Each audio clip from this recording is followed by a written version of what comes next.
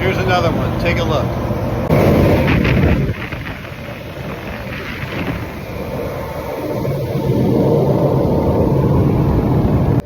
That has not been cleaned in a very, very long time.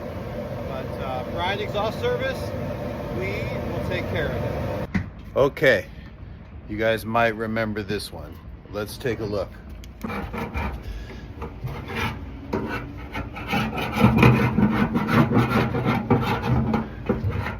Fernando's working on this.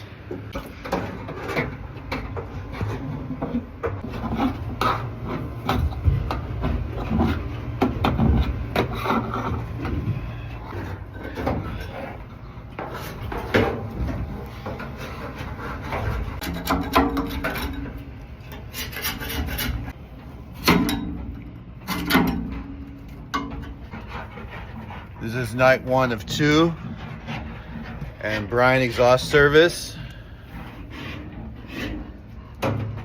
he took care of that.